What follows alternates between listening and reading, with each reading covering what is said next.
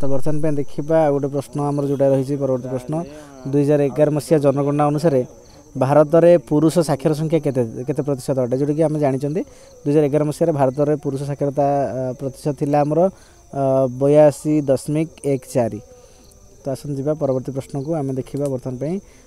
2011 मसीहार जनगणना अनुसार भारत में नारी साक्षर संख्या केते प्रतिशत अटे जदि आम देखा नारी साक्षरता भारत में 2011 मसीह थिला तो आमर थिला आमर 65.46 आमर थिला नारी साक्षरता हार। परवर्ती प्रश्न को जीवा 1993 मसीहार 73तम और 74तम संविधान संशोधन आईन बल स्थानीय स्वायत्तशासन संस्था मानक महिला मानक पई केते प्रतिशत स्थान संरक्षण करा जायछि जदि हम देखिबा 1993 मसीहार 73तम संविधान संशोधन जोटा कि ग्रामांचल स्वायत्तशासन संस्था संपर्कित एवं 74तम संविधान संशोधन जोटा कि आमर सहरांचल स्वायत्तशासन संस्था संपर्कित तो एथिरे महिला मानक पई 33% स्थान संरक्षित करा जायछि। तो देखिबा आमर राइट आंसर होछि ऑप्शन आई 33%। आसन जीवा परवर्ती प्रश्न को नक्सलपंथी आंदोलन सर्वप्रथम केबे आरंभ होइतिला तो जब देखिबा नक्सलपंथी आंदोलन सर्वप्रथम केबे आरंभ होइतिला तो यार राइट आंसर होछि आमर जोटा कि आरंभ होइतिला मे 18 1967 मसीह रे आमर पश्चिम बंगर आमर नक्सलबरी रे आरंभ होइतिला जार नेतृत्व नहीं आमर चारू मजुमदार तेबे यार राइट आंसर हम ऑप्शन आई 18 मे 1967। आसतु परवर्ती प्रश्न को जीवा केउ आंदोलन नक्सलवाद सृष्टि होइतिला तो जदि आम देखा नक्सल आंदोलन आम तो यार राइट आंसर हम आमर कृषक आंदोलन आमर नक्सलवाद सृष्टि होइतिला पुणी थे कही रखी यार नेतृत्व नहीं चारू मजुमदार। यहाँ देखिए परवर्ती प्रश्न निम्नोक्त मध्य किए सर्वप्रथम प्रथम नक्सल आंदोलन आरंभ करते जमीक मुझे पूर्व कही रखी जे यार नेतृत्व नहीं चारू मजुमदार तो राइट आंसर हो डबल आई चारू मजुमदार। एबे जिबा हमर परवर्ती प्रश्न को केउ अंचल को द्वितीय नक्सल बरी बोली विवेचना करा जाए केउ अंचल को द्वितीय नक्सल बरी बोली विवेचना करा तार राइट आंसर हो मध्य प्रदेश एवं छत्तीसगढ़ आमर ऑप्शन आई हो राइट आंसर मध्य प्रदेश और छत्तीसगढ़ को द्वितीय नक्सल बरी रूप में विवेचना करा जाए। आसन जीवा परवर्ती प्रश्न आमर जहाँ रही जोटा कि केउ कारणरू मध्य प्रदेश और छत्तीसगढ़ ठारे नक्सल विद्रोह आरंभ होइतिला तो जदि आम देखा नक्सल विद्रोह छत्तीसगढ़ और मध्य प्रदेश आरंभ होइतिला तो एठी कौन होइतिला ना राजा प्रवीर चंद्र भंजदेव हत्या पाई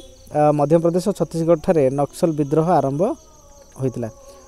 तो यार ऑप्शन आंसर हो राइट आंसर हो ऑप्शन आई। तो आसन जीवा परवर्ती प्रश्न दक्षिण ओडिशार केउ सब डिविजन रे खाद्य मुक्ति नाम रे आदिवासी माने संगठित होई नक्सल आंदोलन आरंभ करथिले तो दक्षिण ओडिशा रे जो हमर खाद्य मुक्ति आंदोलन आरंभ होइतिला एटा मुख्यतः गुणुपुर रे आरंभ होइतिला तो यार राइट आंसर होची ऑप्शन आई गुणुपुर। आसन देखिबा परवर्ती प्रश्न किए ओडिशा रे नक्सल आंदोलन को गतिशील तथा व्यापक कराइबारे प्रमुख भूमिका ग्रहण करथिले तो ओडिशा रे जो देखिबा आमर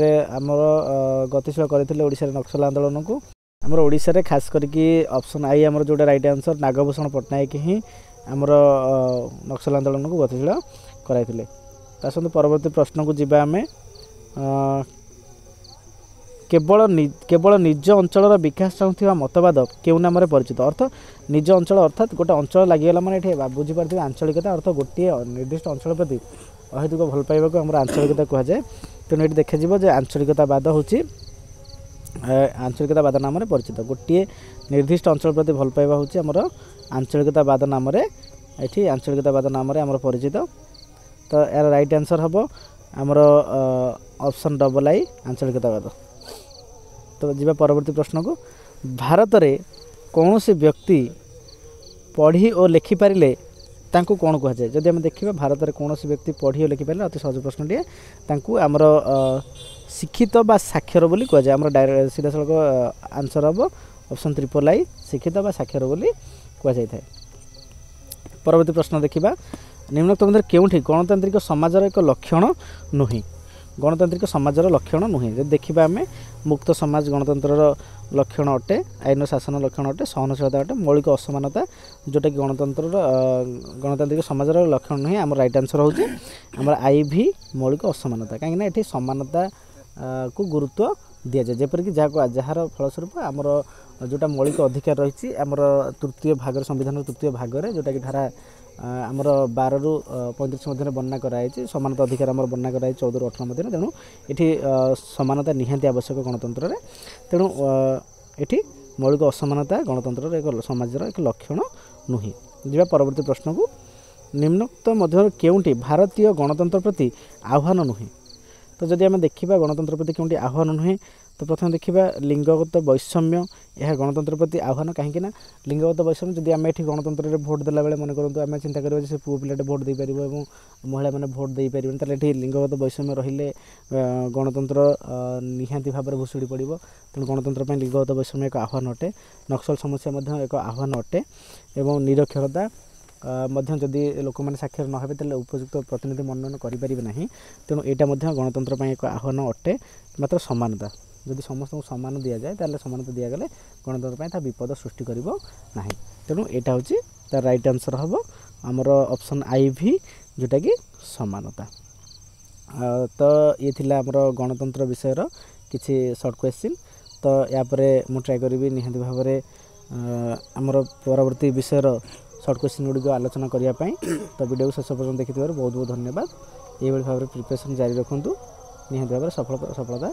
पाइबे धन्यवाद।